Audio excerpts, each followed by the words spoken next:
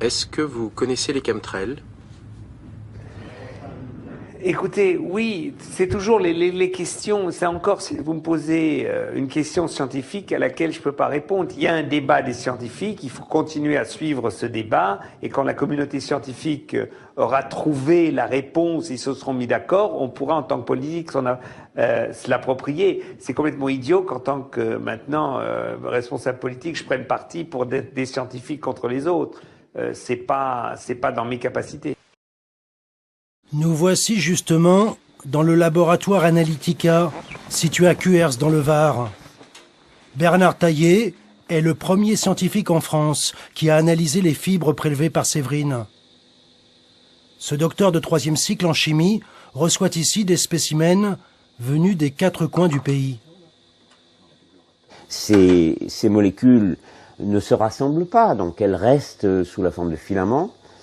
Et c'est seulement quand on commence à les manipuler qu'on arrive à en faire une petite boule.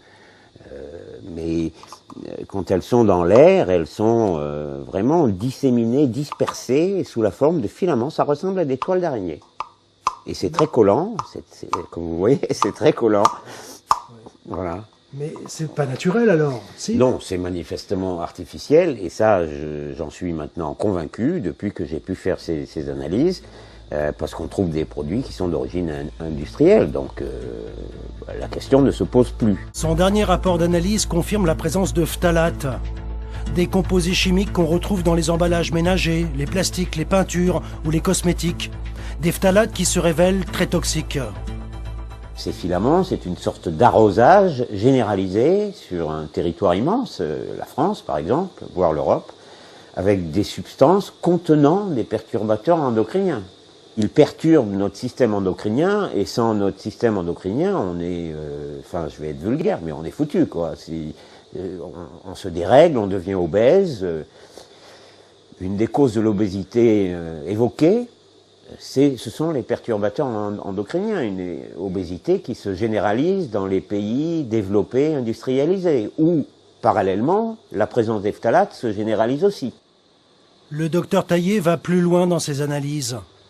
Il s'interroge sur l'origine de ces filaments et il émet des hypothèses. Je n'accuse personne, mais enfin, les choses qui tombent du ciel ne peuvent venir que d'un avion ou d'un aéronef. Les aéronefs utilisent des turbines. Ces turbines doivent être graissées. Dans les graisses, on met des phtalates et dans les filaments, on retrouve des phtalates. Donc, est-ce que, par hasard, ces filaments ne se formeraient pas, alors de manière involontaire peut-être, ou de manière volontaire, à la sortie des réacteurs d'aviation? C'est une hypothèse, c'est tout, mais une hypothèse quand même étayée par le fait que ces filaments contiennent des produits qui sont connus pour être présents dans les produits chimiques qu'on embarque dans les avions pour les faire fonctionner.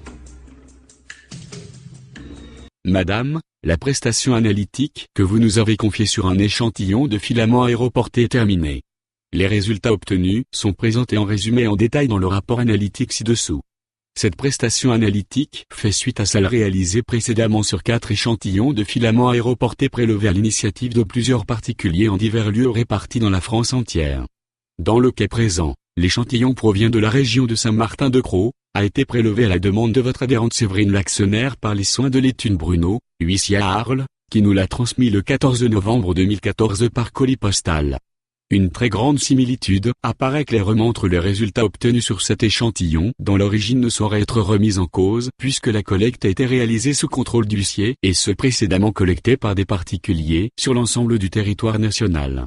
Pour extrêmement complexe que soient les résultats observés, la composition des produits de décomposition thermique directe des filaments aéroportés étudiés permet de présumer du fait qu'ils résultent d'un processus de polymérisation de l'air raréfié en altitude des effluents de combustion de réacteurs d'aviation.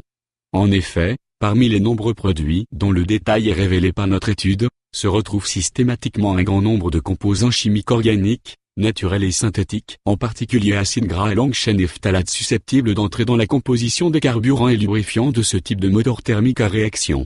L'observation que nous venons de répéter justifie donc pleinement l'inquiétude dont nous avions fait état lors de la publication de notre premier rapport sur ce sujet, d'autant plus que les observations de retombées de filaments aéroportés ne cessent de se multiplier, en France, en Europe et dans le monde entier. Les connaissances préliminaires et partielles que le laboratoire Analytica est parvenu à obtenir sur la composition de ces filaments aéroportés sont alarmantes puisqu'il est maintenant démontré qu'ils transportent des perturbateurs endocriniens, et que ces retombées sont inévitablement susceptibles d'affecter la surface entière du globe terrestre.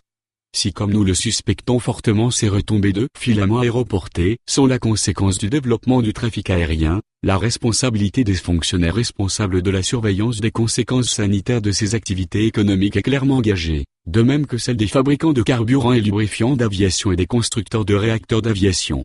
Au même titre que celle liée au trafic automobile, la pollution atmosphérique induite par le transport aérien doit être étudiée, surveillée et réglementée. Votre association est en mesure de participer à la prise de conscience du grand public et des médias, seul levier assez puissant pour susciter une réaction des responsables politiques et de leurs fonctionnaires, dont le silence demeure assourdissant sur le sujet. Restant à votre entière disposition pour tout renseignement complémentaire éventuel.